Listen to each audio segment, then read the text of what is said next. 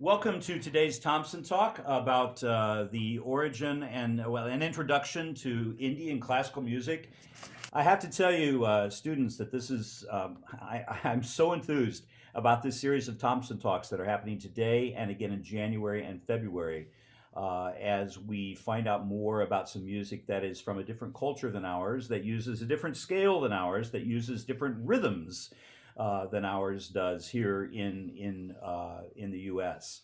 We have with us today an executive from Sangeetha, which is a local Indian music society, and two students from the Rockwood District, one from Lafayette, one from Marquette, and a student from St. Louis University High School. They're going to present about the instruments and about some music, and then we'll have plenty of time at the end for questions as well. So let me please introduce Bala, who is our guide today. I'm going to turn the program over to him. Welcome. Thank you for being here. Thank you, Jeffrey, and thanks everybody for joining in. Shruti, you want to share the screen and the PowerPoint deck, please? Yes. So while we are bringing out a PowerPoint presentation for you, I want to, at the outset, thank the Department of Music, Webster University, for giving us this opportunity. I am representing Sangeetha. Can you go to the next slide, please, Shruti? Our hosts today, the three beautiful young ladies, Shruti Ramalingam. She's a senior at Washington University, St. Louis, majoring in computer science. And she has been a very committed Indian classical music student and also a performer. And Shruti will be leading today this introduction to Indian classical music to all of you. She will be supported by Maya Anand, as Jeffrey rightly said, a senior at Marquette High School. Again, what is interesting about Maya and then Shreya Ramalingam, who is a sophomore at Lafayette High School, is that they, apart from, of course, right from a very young age, being inducted into Indian classical music, also have good understanding and knowledge and learning of Western classical. So today, what we thought, how we will present this introduction to Indian classical music to all of you beautiful students of music at Webster University, is that we will, for good order's sake, because you all understand Western classical music, so we thought that we will bring in constantly compare and contrast Indian classical music in comparison to Western classical music, so that you are able to see that indeed there are quite a few common elements, and at the same time, there are some unique aspects to our classical music. Next slides, please, Shruti. I'm just going to be here for another 1 minute in front of you, giving all of you an opportunity to take this to introduce Sangeetha. We are a not-for-profit society for promotion of Indian classical music. By the way, we are in service of Indian classical music for over 36 plus years, since 1984 in St. Louis, Greater St. Louis. Today, we also want to set the context why we requested Jeffrey for a 3-part presentation. Indian classical music is, like every music, an ocean. And we have two streams, two very strong streams of music in our classical music, which is called the Carnatic classical and the Hindustani classical music. And you will get to know more about these two streams of music. And that's request why we said, let's have 2 additional sessions where in January, and we are fortunate today, we have our esteemed guru, Kanika Pandey, attending this webinar as well. She is a Hindustani classical exponent, a guru. She will be leading the introduction to Hindustani classical music in January. And then we have Dr. Sanjay Subramaniam, who is a practicing doctor at Barnes Jewish Hospital and associated with Washington University, St. Louis, but also a very proficient Carnatic classical music guru. He will, in February, present us the more finer nuances of Carnatic music. And I just want to highlight to all of you, and I think you will get a limited experience today. I think the best thing I can leave behind with you about our Indian classical music is it is spiritual, it is therapeutic. It's cure, and that's why we call it is divinity for the soul. Next slide, please, Shruti. There are a couple of bonuses for all of you good students of Department of Music of Webster University that I want to share with you. Since we all are in COVID times, everything is virtual, like even this meeting is happening virtual. What I will be doing is I will request Jeffrey to be our help. I will forward Jeffrey the links for these upcoming 9 concerts by leading established stalwarts of Indian classical music, of both Hindustani and Carnatic. And I would appreciate, Jeffrey, feel free to share that link with all your students and friends so that they get a little more insight as they listen to these forms of music. So that's one bonus.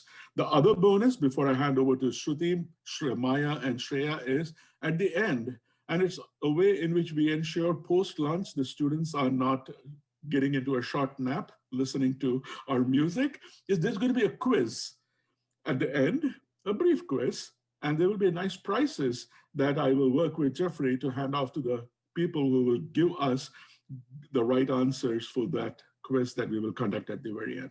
With that, let me pass over to Shruti, Shreya, and Maya to take forward from here. Over to you, Shruti. Thank you, Jeffrey, again.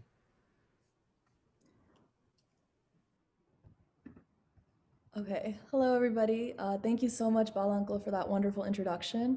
And also thank you so much to Webster School of Music and Mr. Carter for providing us this opportunity. Really appreciate it. And hopefully what we showcased to you guys today will be pretty helpful. What we're going to be doing is giving you guys a brief overview of Indian classical music. So just to give you guys fair warning, there are 2 main types of Indian classical music, as Balanka had mentioned, Hindustani and Carnatic. Maya, Shreya, and I are all trained in Carnatic music, so we'll be briefly going over everything, but our demonstrations will be Carnatic music, just to give everybody that heads up. But once again, thank you guys for taking the time out of your day to come to this presentation. We hope you get some stuff out of it. And with that being said, we'll start out with Maya for the first slide. Hello, everyone. So just like any other type of music, the building blocks of Indian classical music are notes. And we call these notes swaras or swarams. Instead of thinking of swaras as letter notes, C, D, E, F, etc., think of them more as solfege. So in Western music, there's do, re, mi, fa, sol, la, ti. In Carnatic and Hindustani music, we have sa, ri, ga, ma, pa, da, ni. They're just our solfege syllables that we use. And most of these swaras have higher or lower variations, somewhat like sharp and flat notes. So for example, if we take a look at Rishabham or Ri, it's the second note, there are 3 types. There's Ri 1, which would be sa, ri. We have Ri 2, which would be sa, ri. And then Ri 3, which would be sa, ri. And a lot of these notes are enharmonically the same. For example, Re 3 is the same as Ga 2, the same way that D sharp is the same as E flat. So once you know the basic swaras, you can add more complex nuances to the music, such as Alankar and Gamakas.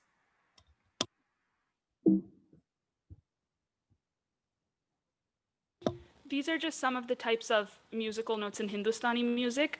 You still have the same sa, ri, ga, ma, pa, da, ni.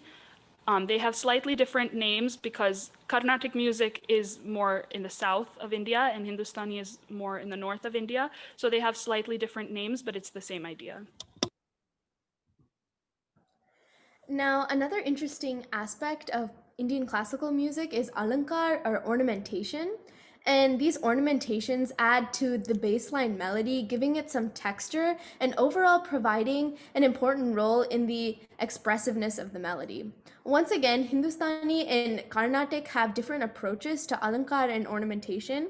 But in today's session, we will talk a little bit more about Carnatic music's approach to ornamentation, and Guru Kanika Pandey will dive deeper into the Hindustani approach. So with that being said, gamakas are what we call as the embellishment or ornamentation in Carnatic music. And the way that we would explain this is if you think about two notes on a keyboard or on a piano, you know that if you play that note, you're playing one note. And if you play the next note, you play the next note. So you have two very distinct, separate, standardized notes. But in Carnatic music or in Indian classical music as a whole, you have so many microtones in between those two notes. So it's kind of like vibrato when you're playing the violin. So to give a little demonstration on how we would define gamaka, because it's not quite like vibrato, I'm gonna play a scale really quickly on the violin. And it's gonna sound weird at first because there's gonna be no vibrato. So usually, you know, you wouldn't just play the notes blandly. So.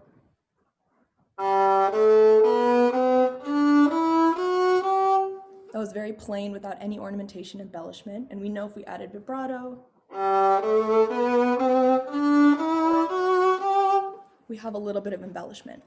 With the same way, in Carnatic music, if you sing a scale, you don't actually just sing the notes themselves. So to demonstrate, I'm going to be singing a scale without any embellishment or ornamentation. And fair warning, nobody ever sings like this. This is not the way you sing Indian classical music. So for example, using the notes that Maya had described in the slide earlier,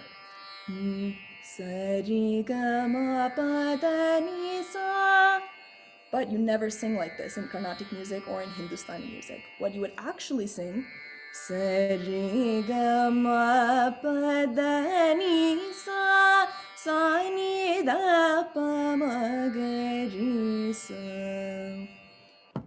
as you see, all those notes were exactly the same, but you don't sing them exactly how they're supposed to be seen. And in different songs and different scales, there are different types of gamakas. So just how you can have like slow vibrato, fast vibrato, different types of vibrato, there are multiple different types of gamakas that are very integral in Indian classical music, and they're all very nuanced, and there are different types for different styles. So moving forward to another very, very central component of any music is pitch. So in Carnatic music, it's called Shruti, and in Hindustani music, it's called sur. So for a little comparison, in Western music, you always have a tonic note. So let's say do is our starting note and tonic note. And every time you shift that note, so every interval afterward has a different tonic. You start off with a different foundational starting point. In Western classical music, one key difference that we're going to note today is that when compositions are made, or if you have certain pieces, certain songs, you know that they're composed in a certain key, like D sharp or C major, G minor. You know that that song is supposed to be composed, played, performed, whatever it is, in that key. The key difference in Indian classical music is we have the same tonic, we have a foundational starting point. If we shift the intervals, we create different tonics, but songs aren't composed in a specific key or shruti. You can basically transpose any song, any composition to a different key or shruti.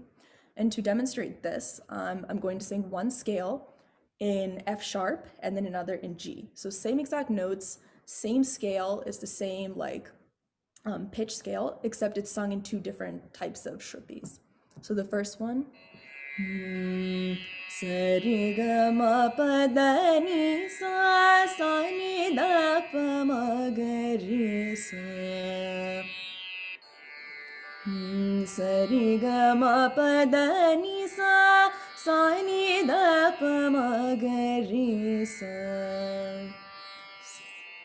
So those were the same exact notes, same exact scale, but the pitches were different, the shrutis were different. So shruti really only matters when, let's say someone with a deeper range, they need to sing in a lower shruti, and then someone with a higher vocal range sings in a different shruti. But different songs, they can be sung in any type of shruti possible. Songs aren't just composed for a specific key. Now, notations are very, very unique to Indian classical music because when students learn from their teachers, they learn orally. Now, in Western music, there are sheet musics that have the specific notes that the performer will need to see so they know how to play the piece. But in Indian classical music, in the learning stages, when the teacher is learning, notations will be used. But in performances, specific notations will not be used, and they will just have the words. So the next topic that we'll be talking about that is a really, really important part of understanding Indian classical music is the concept of raga. This concept of raga is probably the most difficult concept to explain because there isn't really an exact parallel in Western music.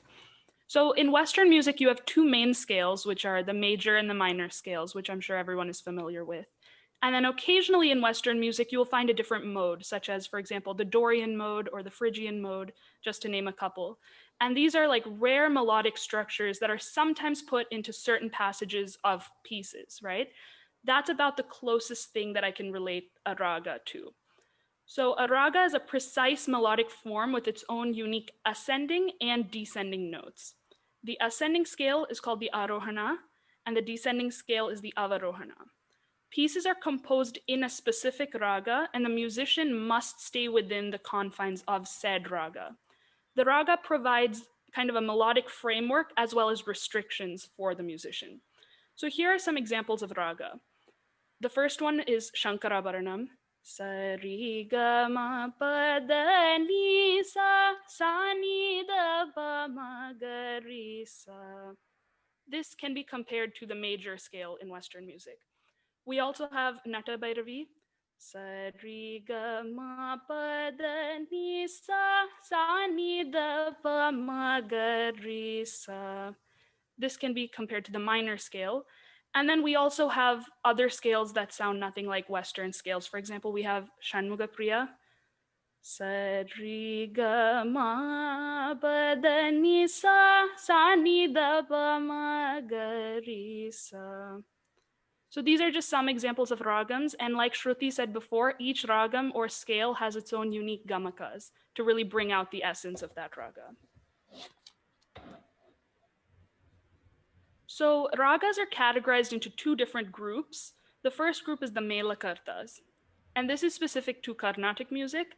There are 72 Melakartha ragams, and these are like the fundamental foundational scales because they have all 7 notes in ascending and descending order.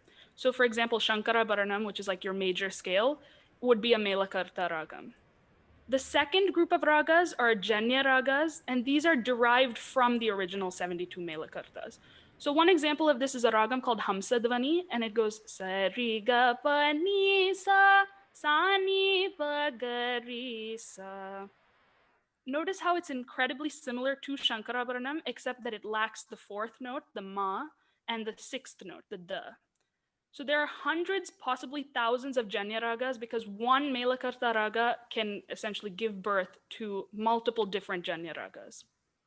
So understanding the concept of raga is an imperative part of singing Carnatic music. Being able to stay within the confines of a particular raga, yet still be creative, original, and expressive is a very large component of being fluent in Carnatic and Hindustani music. Maya? Jeffrey, I see that Ben Schaefer has a question. So do we take the questions at the end or you want to make it interactive, Jeffrey? You are on mute, Jeffrey. Ben, does your question apply right now or do you want to hold it? Yeah, it applies. Okay, go ahead. Hello, thanks for coming out. So the raga system, is it always 7 pitches or is it sometimes 5? Is it sometimes 4? Because there's 72 and that just like blows my mind. Is it always 7 pitches per scale up and down? So that's one of the key differences between the Melakartha and the Janya. So the Melakartha, all 72 will have all 7 pitches, and yet they all sound unique. For example, like sa ri ga ma pa da ni sa, major scale. Obviously, there's a minor scale, and then you have all of these different modes. You switch the notes around. The initial swaras that I showed at the beginning, you move those around and make slight adjustments, which creates 72 unique ragas that have all 7 notes in them. The Janya ragas, which there are hundreds, possibly thousands of them, those can be pentatonic scales, so they can have just 5 notes, like the one that I demonstrated, Hamsadvani, sa ri ga pa ni sa, that's only 5 notes. So the Janya ragas have, it depends how many notes they have, but the original 72 Melakarthas have all 7 notes ascending and descending. Yeah. And I have another question too. I don't know if you're going to get to it later, but since you guys were taught orally, are you pretty creative with the Indian classical art form in terms of like how restricted are you to to like notes on a page or like how you're supposed to sing? Can you be pretty creative with it? Yeah, so I actually want you to hold on to that thought because we're going to talk about something that relates to that question. So that's a great question, and we are going to talk about that very Okay, soon. thank you.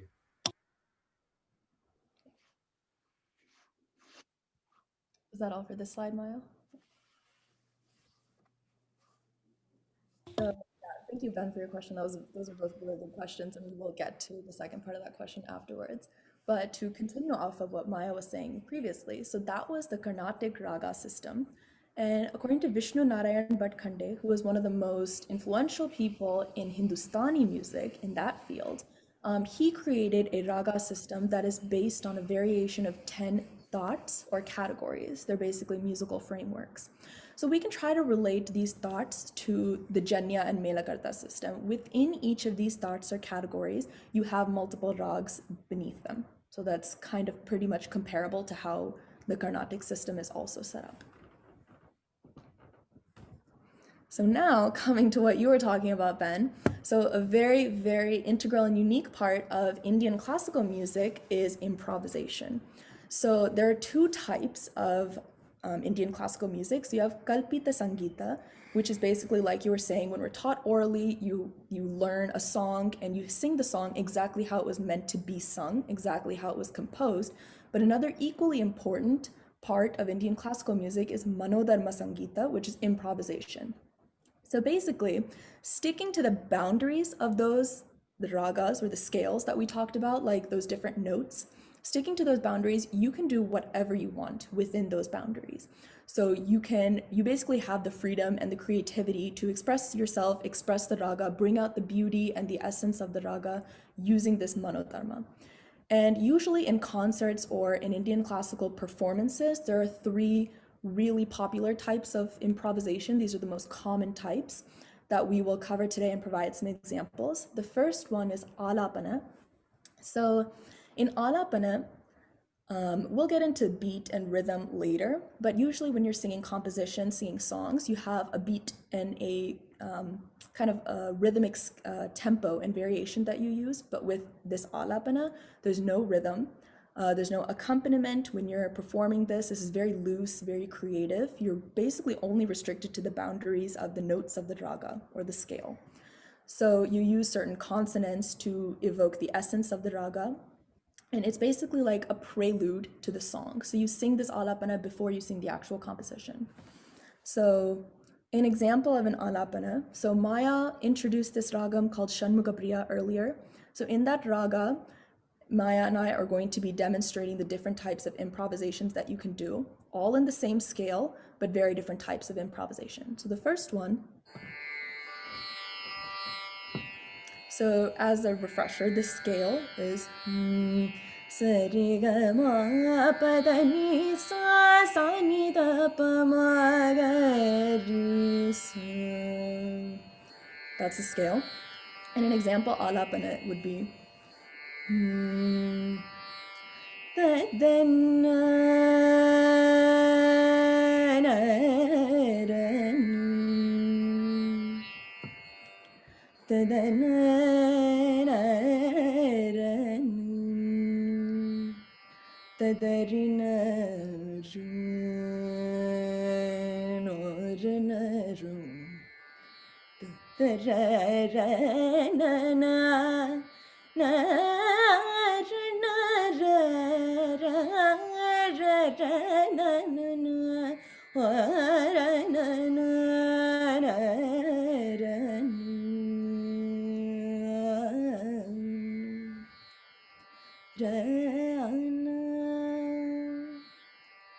So the length of the alapana is dependent on skill level, dependent on length of the concert. So very advanced musicians, they can go up to 10 minutes. You can have a 5-minute alapana. It's really just dependent, and it's all dependent on the musician and the performer. Complete creativity is up to them. So the next type of improvisation or manodharma that we're going to talk about is Kalpana Swaram. So this is a very, very common form of manodharma where you take a line of a song and you attach a string of notes or swaras to the end of it. And so this has a rhythm to it. It has beats and it is more percussive. But the swaras are completely spontaneous and chosen by the artist. So these aren't notes that are composed before. The artist has complete creative license over it. There are slow speeds and fast speeds, and skilled musicians will include interesting passages or interesting patterns in their Kalpana Swarams.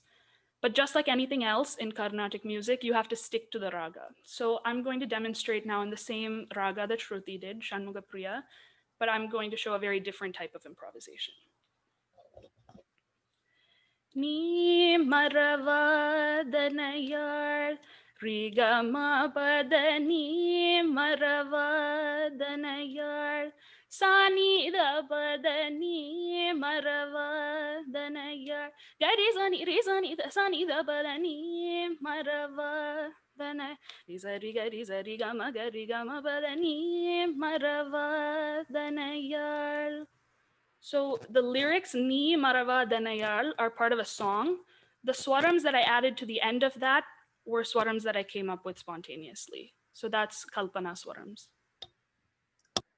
So another type, the last really common form of improvisation, and it's by no means the last form of improvisation, but these three are the most common. So typically right after the Kalpana Swarams, you do another type of improvisation, right before the Kalpana Swarams, you do another type of improvisation called Nereval. So it's using, again, that same line of the song. So you're repeating that line of the song, but you're changing the swara pattern. So instead of physically saying the swarams like Maya was doing in Kalpana Swarams, you're just singing the same words of the song, but you're changing up how it sounds, all within the boundaries of the raga. So to provide an example of that, using the same line that Maya was using, Ni marava danayal jagadisha Ni marava danayal jagadisha Ni marava danayal jagadisha Ni marava danayal jagadisha. So the very first line that I sang was exactly how the composition is supposed to be. That second, third, and fourth line was all made up spontaneously. So as long as they're within the confines of the raga, it works. And just like Maya had said, you can have different like slow speeds, fast speeds, and the length of the Nereval is often dependent on the skill level as well. So, beat and rhythm, it's a very basic but important term in musical theory. And in Indian classical music, it can be called as talam or tal. Now, beat is a measure of rhythm. And in Indian classical music, talam or tal is a rhythmic cycle of beats that a singer usually continuously, simultaneously keeps at a pace with their hand while they are singing.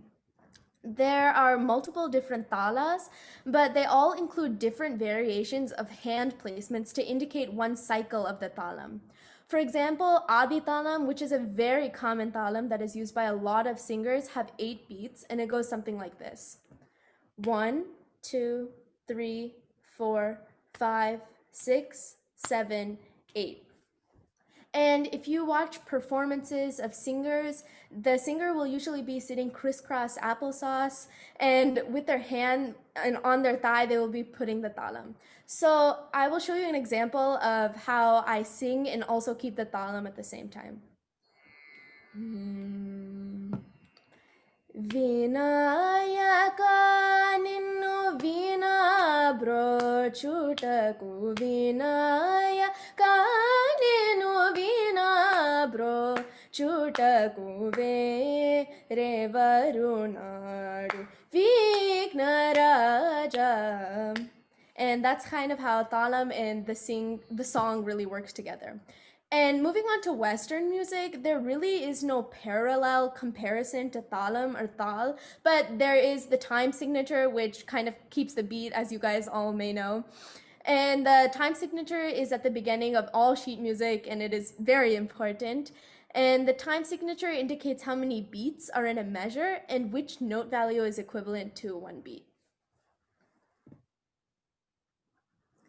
So now that we've covered some of the basics of Indian classical music, kind of the building blocks of how it comes together, we can move on to how typical concerts look. So a typical Hindustani concert also called a baitak. It usually has one or more solo musicians or artists in the center. So as you can see, we have a musician in the center here.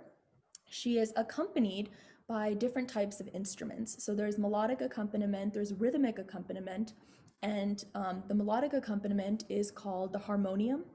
That's the typical instrument used in Hindustani concerts. And then the tabla, which we can see to the left right here, is the percussion instrument. So that's what keeps the talam, helps keep the beat going as the song progresses.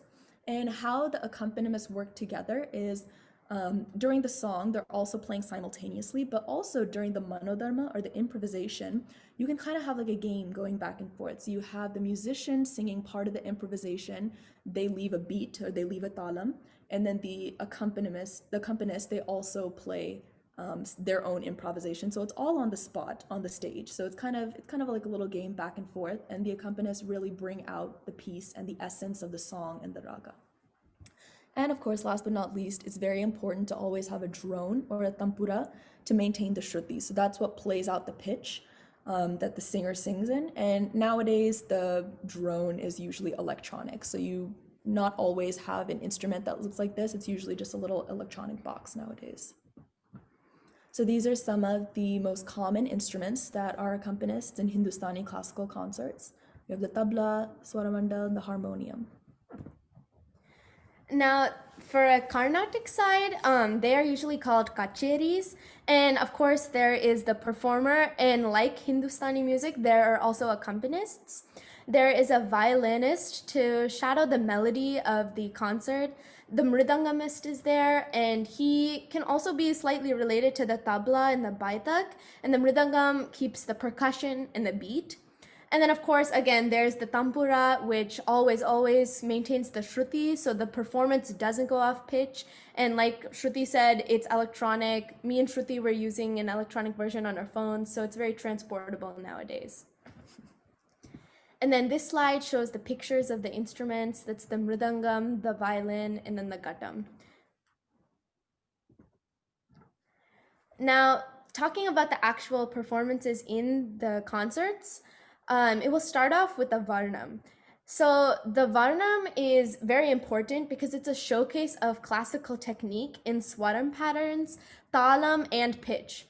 Varnams also can help the performer kind of warm up their voice since this is the beginning of the concert and there are more difficult pieces to come. And when I talked about the notations in the previous slide, the Varnam is one of the tools that the students of Indian classical music learn by actually following the specific notations. And in return, it will enhance all these qualities stated. So next is the Ganesha Shlokam. And then the Ganesha Shlokam is a specific prayer and devotional piece to Ganesha, who is a god in Hinduism. And Ganesha is basically the remover of obstacles. So in the concert, it is appropriate to pray to him to seek blessings for a better life. Now moving on is the main piece, and this is a much heavier piece than the Varnam or the Ganesha Shlokam. And this piece is it's like a scope for the singer to add creatively to their own and kind of just make it their own. And there are many aspects of this piece, like the Alapana, the Nereval, and the Kalpana Swarams that Maya and Shruti talked about in the Manodharman slide, which enhance the performance. And like Shruti was also talking about, the violinist and the singer will kind of go back and forth like a game, giving it back to each other and then extending the performance, and just that like combination of the violinist and the singer will just make it even more harmonious. One thing to note is usually before the main piece or even before other pieces, the accompanists also get their own solo time. So they also get to play a bit, like 5 minutes or so, both the percussion and the violinist, for example. And then these are at the very end of the performance, the devotional pieces, Tilana and Mangalam. So devotional pieces are smaller, lighter, and more versatile songs after the main piece. They don't usually have a manodharman, and they're very popular songs that the audience will actually know and kind of perk up to. After that is the Tilana, which is near the end of the concert. And this is a fast paced, beat emphasized syllable twister song that really kind of hooks the audience. And actually, Tilanas are commonly danced to. So I guess that can like kind of give you the idea of how like beat emphasized this song is. And then lastly is the Mangalam. And then the Mangalam is the very last piece, and it's specific to sending a message of thanks to God for a successful concert and indicating the conclusion of the concert. So that was all that we had prepared. So hopefully now, if anybody has questions, I'm not sure if they're put in the chat, we can get to those. And if people don't have questions, we could also have a little quiz to see what people remembered. Let's Ben, you had a question pertaining to rhythm. Yeah, I was gonna ask about time signatures. So yeah, I was just wondering how that all works with you guys, because you did like a clapping thing, but it was like with your palm and then with your, I don't know, the outside of your hand. I don't know what that's called, but like your but yeah, I was just wondering how you guys can get 72 different time signatures. So actually there were 72 Melakarthas Ragas, so that was more the scale. Beat, on the other hand, there aren't actually 72 beats. So Oh, okay. yeah, just like there are different time signatures, like 3/4, 4/4. We have different types of beats. So the one that Shreya demonstrated was the simplest form. That was one of the most popular, most common type of beat patterns that we have. So that was just a basic 1, 2, 3, all the way to an 8 count. We have other types of beats also. That's kind of think of it like trip. So we have like a triplet style beat. Also, there's also one that goes 1, 1, 2, 1, 1, 2, or 1, 2, 3, 4, 1, 2, 3, 4. So there are different beat patterns. There aren't 72. I think that was the Raga scale that you were thinking about. Okay. There are definitely. So are since this is an oral tradition rather than a written tradition, is there some indication that you would put on paper if you were attempting to notate or teach? So yes, when you're a lot of students like for me, for example, I like to notate the swaras or the notes when I'm learning it, just because it is like helpful to have some written indication of that. When we were talking about how there's not really a notation, it's more so that like as it's been passed down over the years, it's not like written in sheet music or anything like that. So Right. you individually you can write it down, but the fact that it hasn't been notated, like it's been taught more orally, is why like the same piece can sound different depending on who is singing it, because different like schools of music and different composers have taught it slightly differently to their disciples. So if you look at like three people who are singing the same song, their rendition of it will be slightly different because of that. In the Western culture, the same thing with folk music. Shenandoah has how many different variations? Negro spirituals have how many different variations? Yeah, same principle. What other questions do we have? I also wanted to clarify something that Ben was asking about. So we were doing the tarlam on our hands just because it's easier to see like on Zoom. When the performer is actually singing in the concert, like Shreya said, they'll be like crisscross, they'll be sitting down, and they'll actually be putting the tarlam like on their thigh. So it won't actually be in their hand. We were just kind of doing that for demonstration purposes. Mm. Again, just to add to what Maya just said, on the rhythm side, imagine what the accompanying artists are doing when a concert is going on. How are they keeping the beats? It's in their mind, right? And so it's we always say that our music enables you to be pretty good with mental math, because all permutations, combinations, multiplications, divisions are happening in your mind as you are really following through the rhythm, because rhythm is central. You cannot miss a beat in our music. Yeah, and to follow up on that, I wanted to. There are different stanzas in a song in Indian classical music, of course, and when we're transitioning into, a lot of the times the singer will not sing for one cycle of the beat, but they will always continue to keep the talam and the percussion instruments like the mridangam or the tabla. They will continue playing when the singer is not singing because the beat and the talam and the percussion always keeps going on. There will never be a moment in the song where like everybody stops until the end of the song, of course.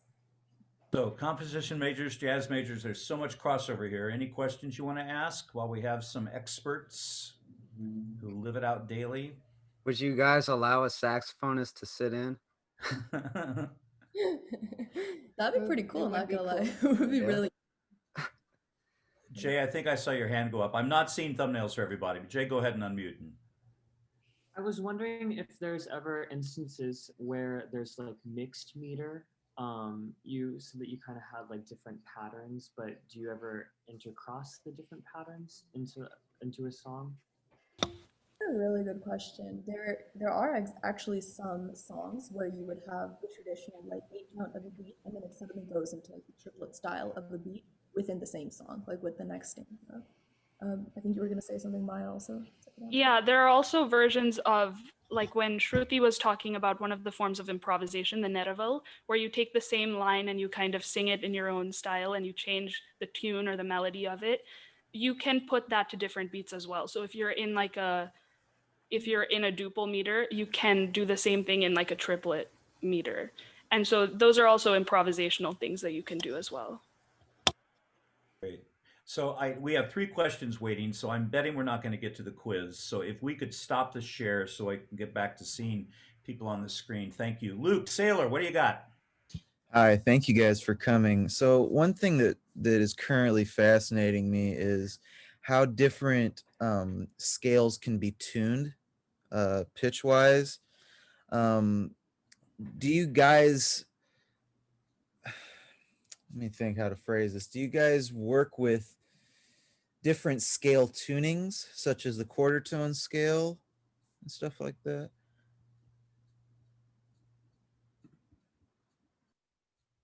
So I think, Shruti, Baya, the question is, I can give an answer and maybe you people can add to that. So for us, when we pick up a composition to render, it's set to one scale. In the same composition, we seldom change a scale from beginning to the end. Am I correct, Shruti, Maya? That's correct. Initially, when we were talking about pitch, like different compositions can be different pitches, but not in different scales. I don't know. Exactly. Yeah. Yeah, that helps. Thank you. Yeah. Yeah. Yeah, and then it's the bending of the pitches that really is what makes it Luke Right. unique. Right. Right. So, Luke, were you Shayla? asking about how it was taught, the scales? Not exactly, no. Okay.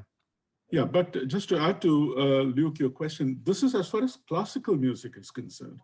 Now, remember, we also have our folk music. We also have our film, popular Bollywood and film music, which are all compositions, all again based on Indian classical music. There, of course, we have quite a few, opportunities where there are scale changes between one to another as you move within a particular song itself. That is the creative freedom given to the composer of the music. Absolutely. Gotcha. Thank you. And they can Sheila? even, and in that they can even change the raga. And that even happens even in our classical music. In a same scale, in one composition, we can bring in what we call as raga malika. We can bring different flavors or different ragas. Correct, Shruti? That's very true. In one song, you can have multiple different scales. Yeah. So, stanza Ragas. right. So we have time for one more question here. Shayla? Hi, thank you so much. This was absolutely fantastic. I have a question regarding the process of learning the Indian classical music style from upbringing. At what age do you all begin learning this classical style? And is it something that everybody incorporates into their lifestyle or make into a career? So, okay, for us, we all started at a very young age, and a lot of like kids these days, like they start like that, but truthfully, Indian classical music can be learned at any stage of your life, and it doesn't matter what age you have to go through the same processes, and you will learn the same way, but it does not matter what your age is. You don't have to be like 5 years old to like start, and like once you're 10 you can't start again. So let me do a wrap-up question here from Abby because it pertains to the same thing. Are you learning Indian classical music side by side as you're learning Western classical music as well? Yeah, I saw this. So I saw the question in the chat, and I especially wanted to talk about this Thank you, because Maya. Yeah. the I started learning like Indian classical music when I was like 2 or 3 years old, and I started learning Western piano when I was 4. So I kind of started those two different types of music at like a very young age and around the same time frame. And I would say that like my understanding of like Indian classical music has really helped my like learning Western music and vice versa. So I would say that having that like comparison and being able to compare and contrast the two has given me insight that has helped me with both types of music. So it's not like necessarily that you need to understand Western music to do Indian classical music or vice versa. But I find that a lot of people and I'm sure Shruti and Shreya can attest to this as well. It is very helpful for us as musicians to have kind of that like a broader perspective, I guess, on music and how it varies from culture to culture. And so it helps with understanding music theory and technique and expression and all of those kind of things. Great. So I have to let the students get to the next class. Thank you so much, Shreya, Shruti, and Maya for presenting today. We have just literally just scratched the surface of a beginning of introductory information about this centuries old culture of music. And it's so worth paying attention to. So please come back for January and February to the students for the other presentations. Mr. Anantarama, thank you so much for facilitating this. We'll look forward to more conversation in January as we get into a little bit more detail. For the rest of you, great weekend. Thank you so much. Thank you. Stay safe. Bye. Have a good day. Maya, Shruti, Shreya, thank you. That was really wonderful. Just a great presentation. Appreciate it so much. Thanks. Thank you so much for giving us the platform too.